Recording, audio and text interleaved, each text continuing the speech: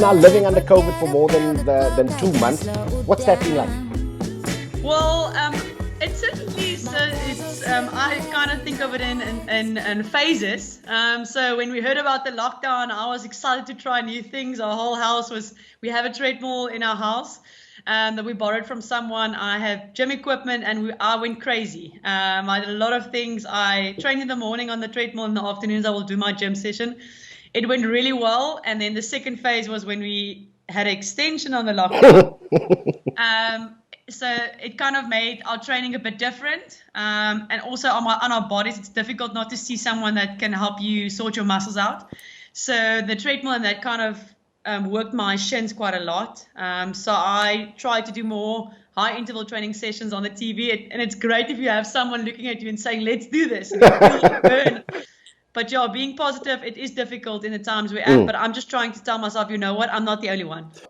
We started this a week ago, literally a week ago, having a chat with various athletes and lockdown and how they're coping with it. The one thing that I've found in common with all the athletes thus far is, as much as you're working hard on your own or with your team, there's a niggle in the back of everybody's heads to say, cool, I'm doing everything that I can, but I don't know where I'm at in relation to the rest of the world. Are you experiencing that anxiety as well? I'm not actually someone that has a lot of anxiety. I really believe that you must focus on your own, but I definitely think that there is. So if I look at my social platforms, the rest of the people that I run with and compete against, they're in the same situation. Some of them are able to be on the track. And then I get myself like, I'm like, yes, I'm not jealous that, like, I'm jealous that you're running on a track. Like, and then it's actually kind of cool that you get so excited again to be like, yes, I wish I can also do that. So a lot of Europeans can train on the track. They have rules as well of sanitation, obviously all the social distancing and that. So hopefully they can bring that good news to South Africa when everything's changing now to the next level where we can train on the track. I think that will already be something I'll be grateful for that.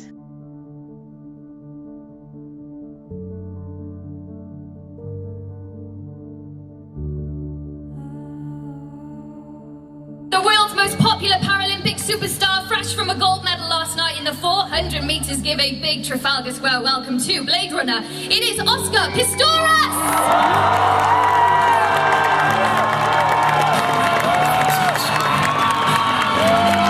In 2012, I was in London for those games as well. Oh, wow. And what was striking is when you drove around the Olympic Village or anywhere in London, there was that face of Oscar Pistorius was everywhere as he was challenging to get into the able-bodied games, as it were. Since then, there hasn't been that poster boy for Paralympic sport or poster girl for Paralympic sport. We know there's inequality between Yes, for sure. what they deem able-bodied athletics and Paralympics. You've been outspoken about that.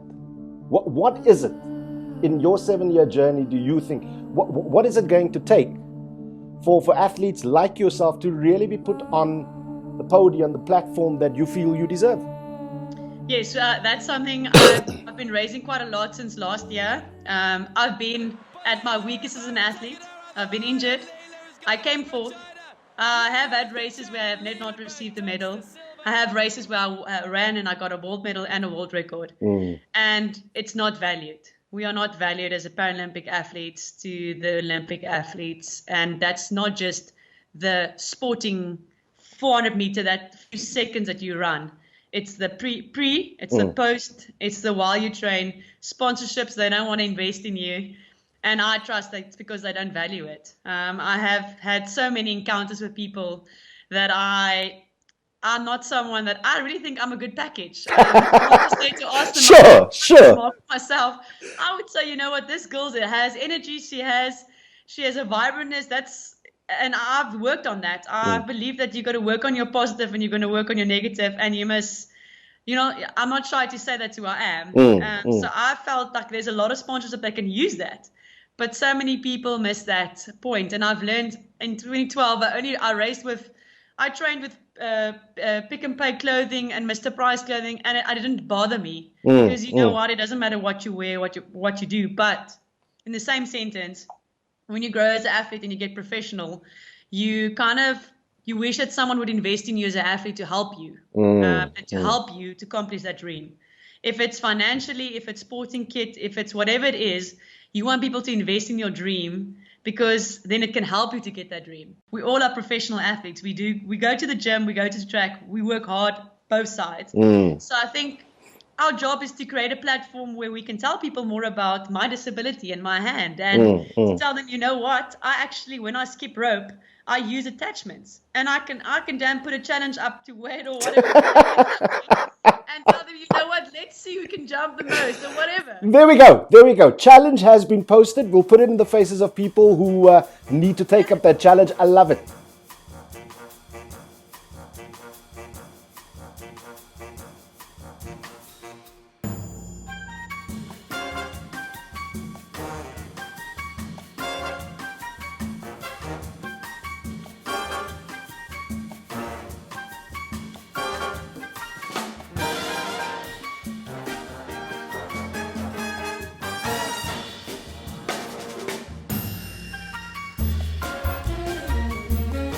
They ripped the safe out of the wall with all my medals in, and I was devastated, because now it's the second time my husband's like, when I went to the World Champs in Dubai, he's like, if you bring back medals, please give it to someone, don't bring it back home, because they're going to steal it again.